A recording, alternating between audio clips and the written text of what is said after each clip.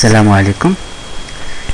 Dans cette nouvelle série de vidéos, Inch'Allah, nous avons parlé de tout ce qui est adapters. D'accord.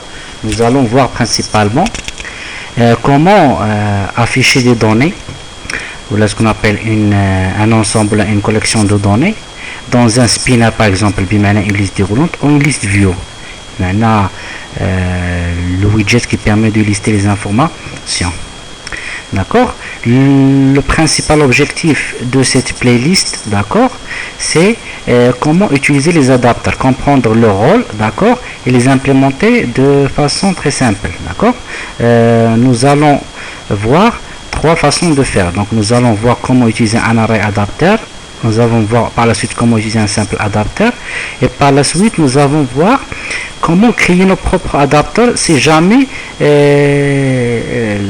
les surcharges proposées par ces deux classes ne correspondent pas à ce que nous voulons faire. D'accord. Pour faire l'exemple, je vais me baser sur un spinner ou une list view. Il faut savoir que le travail est le même, que ce soit pour un spinner ou bien pour une list view, d'accord.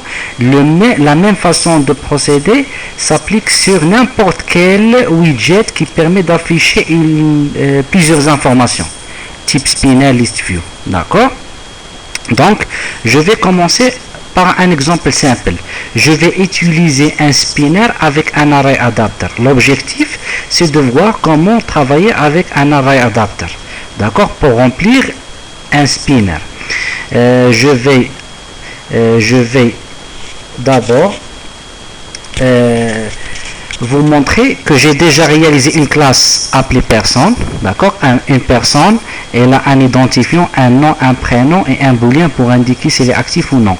Et il a deux constructeurs, un sans paramètre et l'autre, elle admet c'est un constructeur d'initialisation, le getter et le setter de chaque attribut, et par la suite nous avons la redéfinition de la méthode toString pour afficher les informations de l'objet si jamais nous voulons vérifier que c'est vérifier ces informations dans le log 4 par exemple, d'accord. J'ai par la suite créé une classe appelée data, donc S. Cette classe c'est une liste de personnes, d'accord, extends array list person, donc c'est un tableau de personnes. Le constructeur, qu'est-ce qu'il fait, d'accord, il permet de remplir la liste avec des informations donc imaginaires, d'accord. Donc là j'ajoute des informations de personnes, donc la liste, ma liste, d'accord. Une fois je vais créer un objet de cette liste de ce type, donc au début, il va contenir 6 personnes, d'accord. Je suis allé par la suite dans l'activité, d'accord. J'ai créé une variable constante de type chaîne de caractères, le tag, pour l'utiliser par la suite dans les logs. Et j'ai instancié un objet de type datas, d'accord.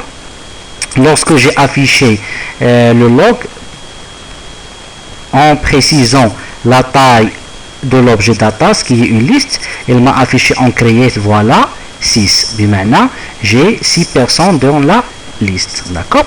Ce qu'il faut retenir, c'est que vous allez imaginer que cette couche n'est pas vraiment très simple comme ça. Donc vous allez imaginer que cette couche peut s'interfacer avec une base de données ou bien aller chercher des informations qui se trouvent dans un serveur distant à l'aide la programmation asynchrone combinée à la consommation des API REST, par exemple, des informations qui se trouvent dans des fichiers texte, des fichiers XML, JSON. L'important c'est que nous avons une couche qui permet de récupérer les données. Donc moi je me suis basé sur des informations simples dans la mémoire du portable, juste pour simplifier l'exemple, parce que l'objectif c'est pas de traiter comment récupérer les données, d'accord, parce que ça dépend de chaque source de données, que ce soit une base de données, un service web, d'accord. J'ai déjà commencé à créer une playlist d'Android avec SQLite pour les bases de données. J'ai déjà parlé dans une autre playlist ce qu'on appelle des appels distants, du manière de consommation des API REST, d'accord. Donc il y a plusieurs sources de données qu'on peut exploiter pour récupérer les informations dont nous avons besoin dans l'application. Donc là, juste pour clarifier, Généralement, les données ne sont pas dans la mémoire de l'application. Elles sont soit dans un serveur distant, soit dans une base de données, d'accord, soit dans un fichier JSON. Je sais pas. Donc, imaginez que c'est plus complexe que ça. C'est plus compliqué que ça. D'accord. Donc, pour revenir à l'objectif principal, il va remplir un spinner en utilisant un array adapter. Déjà, il faut comprendre c'est quoi les adapters. D'accord. Les adapters, c'est un objet qui nous aide à remplir ou à afficher des informations ou ce qu'on appelle une collection d'informations dans un widget de type liste. D'accord. Il permet de gérer tout ce qui est chargement de données, tout ce qui est gestion de mémoire. D'accord. Donc là, il permet aussi d'adapter l'affichage de données à un layout que nous déterminons durant la création de l'adapter. D'accord. Donc l'adapter, c'est l'objet qui s'occupe de tout ce qui est remplissage ou d'affichage des informations de type liste. La liste des contacts, la liste des messages, la liste des emails. D'accord. Pour afficher ces informations, nous avons besoin d'un adapter. D'accord. Nous allons voir, lorsque nous allons créer un adapter personnalisé, nous allons voir en détail comment vraiment un adapter se comporte.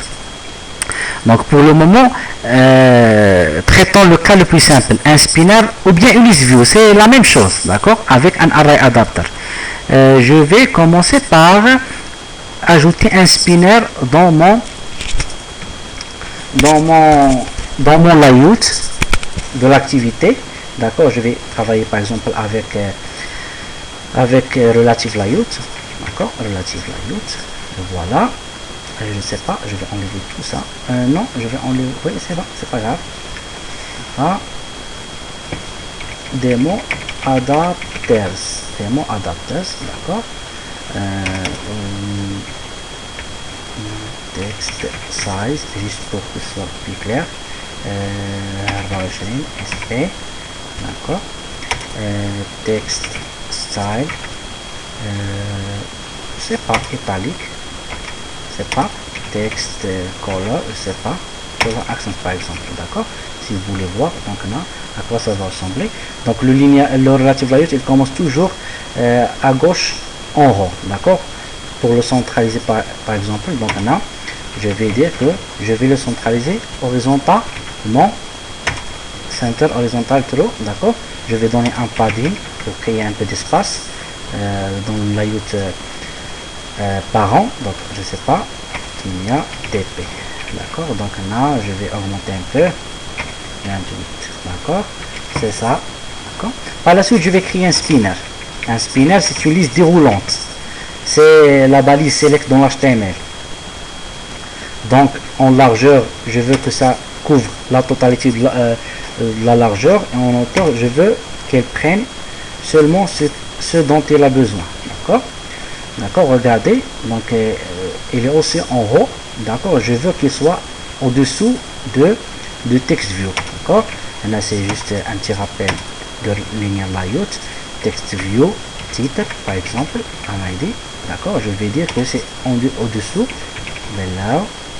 D'accord. Quoi ID titre. Maintenant regardez, je vais créer une margine de dessous. D'accord. Mettez TP. D'accord. Pour créer un peu d'espace. Donc nous avons notre spinner dans ce qu'on appelle dans l'activité. Donc si j'exécute, d'accord, donc généralement regardez, donc j'ai comme quoi j'ai ces éléments. D'accord. Le spinner il est vide, il n'affiche rien. D'accord. Donc comment utiliser un array adapter? Donc c'est bon. La première des choses, c'est puisque je veux remplir ça à l'aide d'un adapter, je vais l'utiliser dans le code Java. C'est pour cela je dois lui attribuer un ID. C'est un spinner SP des personnes. D'accord. Maintenant un SP spinner personne, comme quoi pour les personnes. Je vais aller dans l'activité. Je vais déclarer un objet spinner, le voilà, et je vais l'instancer en utilisant ce qu'on appelle la méthode findViewById. D'accord. On a déjà parlé de cette méthode dans la classe. D'accord. pardon, find view, c'est ça, ID, SP, c'est ça, SP spinner.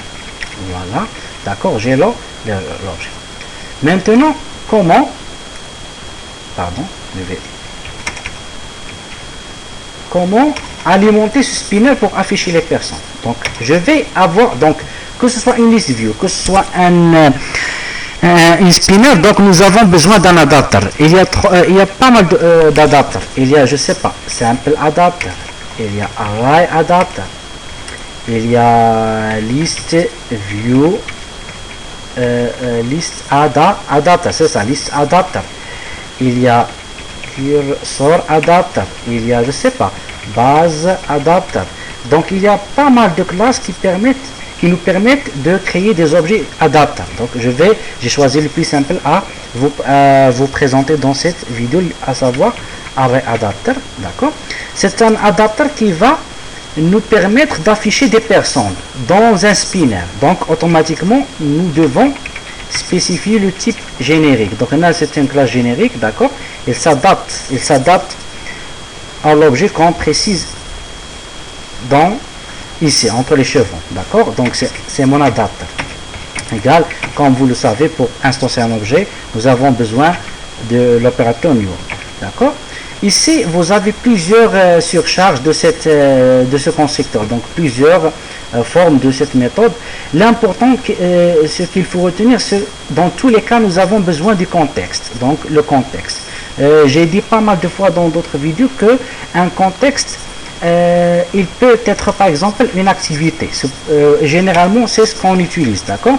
Donc le contexte que nous allons utiliser, c'est l'objet activité actuelle. Donc mon activité s'appelle main activité.10, d'accord. C'est mon contexte, je suis dans l'activité, d'accord. Par la suite, CTRL P. Ce qu'il faut retenir aussi, c'est que array adapter a toujours besoin d'un identifiant de ressources, d'accord, d'un layout. Ça veut dire quoi, un layout? Ça veut dire un petit template qui sert comme modèle d'affichage de chaque élément de la liste déroulante.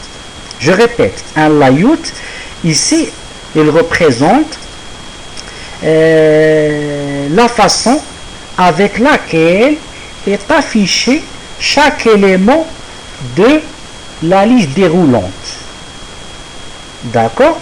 Donc là nous avons le choix entre soit créer notre propre layout, soit utiliser un layout déjà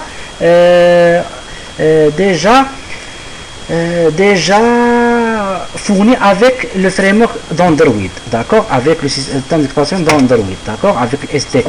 Soit utiliser notre propre layout, et pour cela nous devons créer un layout ici, d'accord. Aller dans les ressources, dans ces layouts, new Android resource file, et choisir lay de type layout, c'est bon, d'accord. Et par la suite donc faire l'affichage que nous voulons, d'accord. Pour simplifier, moi je vais utiliser un layout fourni avec Android Studio. Pour cela on doit dire que Android.r. D'accord, Android.r, ça veut dire quoi? Ça veut dire toutes les ressources fournies avec la SDK, avec Android Studio en fait, d'accord, si vous voulez, d'accord, avec la SDK d'Android. Donc là, Android.r, mais maintenant les ressources du framework. Si je fais par exemple R directement, ça veut dire quoi? Ça veut dire les ressources de mon application. Donc R. c'est les ressources de mon application. Android.r. c'est les ressources fournies, d'accord. C'est pas ce que j'ai développé moi, mais c'est ce que le framework m'offre, d'accord. Donc là, des layouts. Je vais trouver des layouts. Là, je peux choisir. Donc généralement, vous pouvez écrire item, je pense, ou bien liste, c'est ça, item, d'accord. Donc par exemple, le voilà, simple list item 1, ça veut dire il permet d'afficher une seule information, ou bien 2, ça permet d'afficher des informations, je sais pas, checked, si vous voulez des cases à cocher dans l'affichage, je sais pas, multiple choice, je sais pas. Donc là, ce sont des modèles que vous pouvez vérifier par la suite. D'accord? Donc là, je vais choisir ça. D'accord? Si vous voulez voir qu'est-ce qu'il y a, d'accord, vous allez voir que c'est un layout très simple. Qu'est-ce qu'il y a là? Il ne contient qu'un seul label, qu'un seul text view, qui a l'ID texte 1. D'accord? Donc il y a l'ID texte 1. Donc je vais utiliser ça. Par la suite,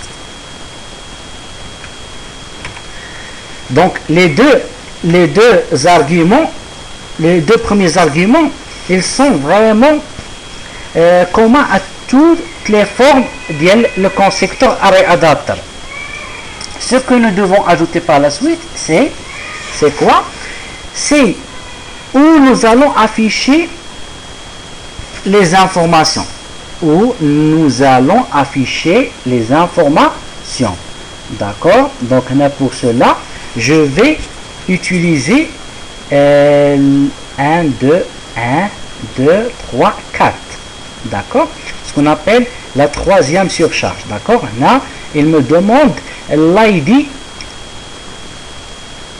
de la ressource TextView qui se trouve dans le layout. Donc, qu'est-ce que je vais lui dire ici? Donc, je vais lui dire c'est underwidth.r.id.text1. Pourquoi text 1? Parce que si vous vous rappelez bien, donc le layout que j'ai choisi, qui ne fournit pas underwidth, il contient une seule text view qui a un seul élément, voilà l'ID de text view, qui est text 1.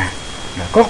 C'est pour cela je vais lui dire que c'est underwidth.r.id parce que c'est pas mon ID, c'est pas moi qui ai créé cet ID, text 1 parce que ce text 1 existe dans ce layout. Qu'est-ce qu'il reste à afficher? Il reste à afficher ce que nous allons, la liste des informations. Donc on a ArrayAdapter, bien sûr, pas de spinner, pardon, de personne, pardon, ArrayAdapter de personne. On a la liste des personnes. Regardez, CTRL-P. Donc on a ce qu'il me reste, soit offrir un tableau d'objets, soit une liste d'objets. Moi j'ai une array list automatiquement, c'est la dernière. Regardez, le voilà. Donc qu'est-ce que j'ai fait? J'ai créé un ArrayAdapter. Donc j'ai spécifié un layout qui contient une seule text view. J'ai mentionné l'ID de cette text view et j'ai montré ce qu'on appelle la liste à partir de laquelle nous allons afficher les informations des personnes. Donc on a la liste des personnes. Donc c'est un ArrayAdapter pour afficher des personnes. Qu'est-ce qu'il reste à faire? Il reste à associer cet adapter à cette spinner. D'accord?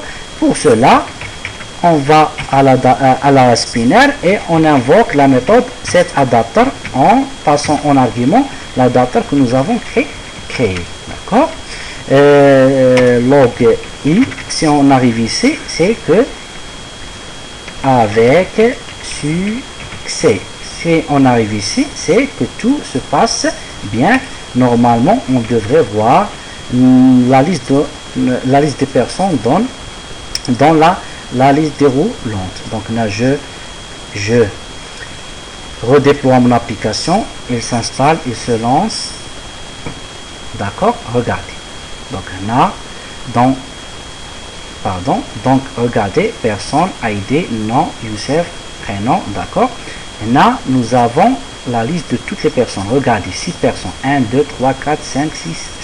Donc, voyons qu'est-ce qui s'est passé. Donc, si vous vous rappelez, donc cet affichage, il vient en fait de la définition de la méthode toString qui se trouve dans la classe personne. D'accord? Nous affichons les informations de l'objet comme ça. Donc, la classe personne, on ouvre la collade, chaque attribut égale sa valeur.